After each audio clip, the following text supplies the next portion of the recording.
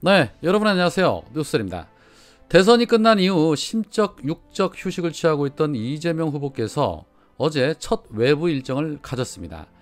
참 많이 궁금하고 보고 싶은 분들이 많으셨을 겁니다. 그런데 안타깝게도 좋은 일이 아닌 고인의 빈소를 찾은 부분입니다. 고인은 대선에 낙선 인사를 하던 중에 차량에 치여서 숨진 민주당 시의원 출마 예정자로 알려졌습니다.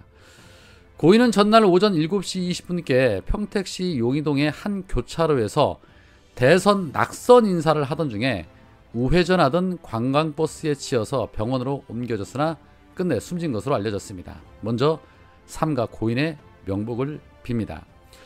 이재명 후보는 어제 오후 9시 40분경에 차량을 이용해서 평택시의 장당동 한 장례식장에 마련된 평택시 시의원 비례대표 출마 예정자의 빈소를 찾았는데, 검은 정장 차림의 이재명 후보는 선거운동 때와는 비교해서 앞머리를 살짝 내린 모습이었고, 빈소에 미리 도착해 있던 민주당의 안민석 의원과 김영진 의원, 김용 전 경기도 대변인이 악수를 하면서 이재명 후보를 맞이했고, 일부 당 관계자들도 고생하셨다면서 위로의 말을 건넸습니다. 이재명 후보는 손을 내미는 당 관계자들과 일일이 악수를 하면서도 시선을 아래로 내린 채 말없이 빈소로 들어갔고, 3층에 마련된 고인의 영정 앞에 분향한 뒤에는 유가족들을 위로했으며, 이후에 이재명 후보는 자리에 앉을 것을 권하는 당 관계자들의 권유를 뒤로 한 채 곧바로 발길을 돌렸다고 합니다. 발길을 돌리는 이재명 후보에게 기자가 소감을 묻자 이재명 후보는 살짝 눈물을 보이면서 가슴 아픈 일입니다, 미안합니다 라며 고인에 대한 추모의 뜻을 밝힌 뒤에 다른 질문에는 답하지 않고 자리를 떠났다고 합니다. 자, 사진을 보시면 아시겠지만 많이 야여 보입니다. 사진 보면서 정말 울컥한 마음이 듭니다. 행여나 본인 때문에 생긴 일이라고 자책하지 않으셨으면 좋겠습니다.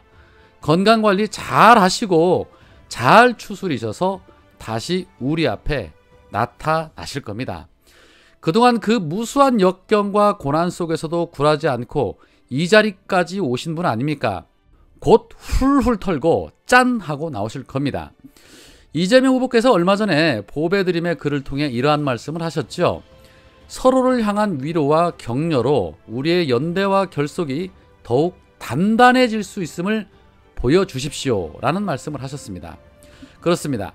현재 민주당의 당원 가입이 폭발적으로 일어나고 있는 것은 우리의 결속력이 더욱 단단해지고 있음을 보여주는 결과입니다.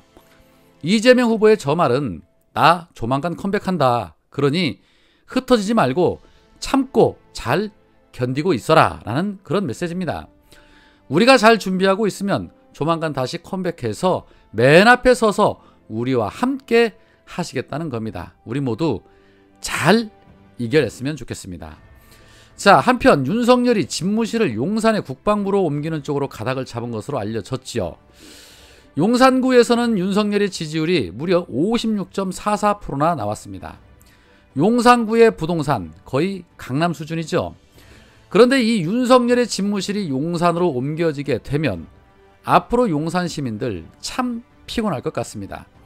그곳이 가뜩이나 출퇴근길에 번잡한 곳인데다 수시로 교통통제가 이루어질 것이고, 광화문에서 일어나던 시위들이 전부 용산으로 몰려갈 테니 집값은 알아서 자동으로 떨어질 것 같다라는 생각이 듭니다.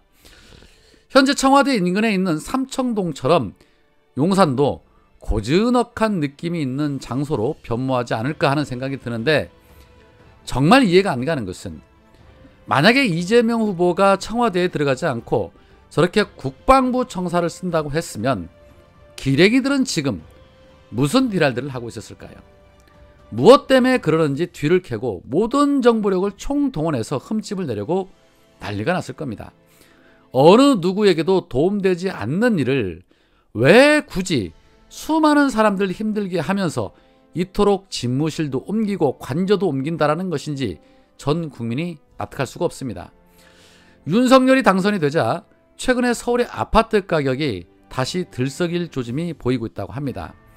윤석열이 내세운 공약으로 부동산 규제 완화와 감세에 시장이 반응을 하면서 거래 절벽 속에 쌓였던 중대형 매물들이 빠르게 자취를 감추고 있다고 합니다.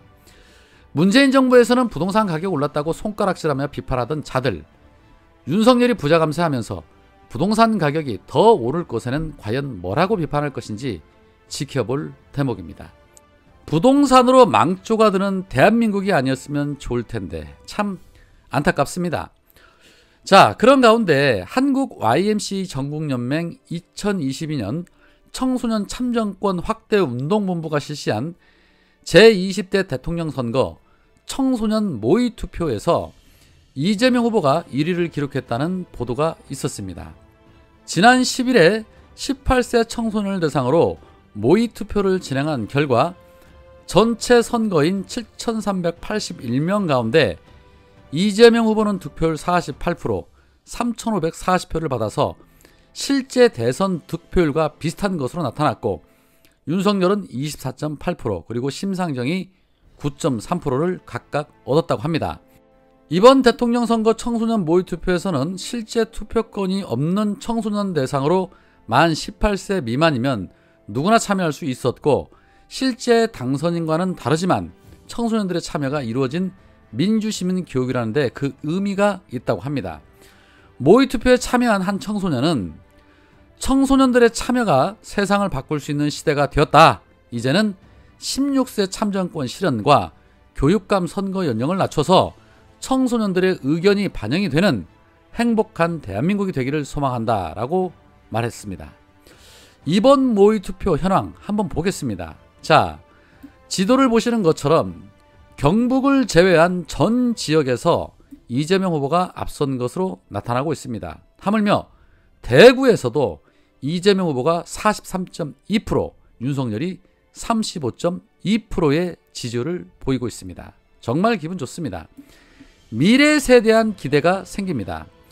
이러한 영향이 차기 대선에도 그대로 반영이 되었으면 좋겠다는 기대감을 가져봅니다. 오늘은 힘들지라도 내일을 기대할 수 있는 결과치라 너무 기분 좋습니다.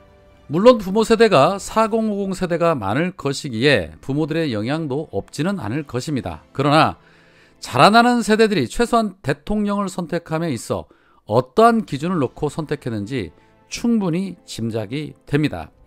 자신들의 미래를 책임질 대통령을 선택한다는데 아무리 그래도 윤석열은 아니잖아 라는 것에 많은 학생들이 공감했을 거라 생각됩니다. 다음 총선부터 투표권이 생길 텐데 더 좋은 영향력을 끼치는 아름다운 청년들이 되었으면 좋겠다는 생각을 가져봅니다. 오늘은 여기까지입니다. 고맙습니다.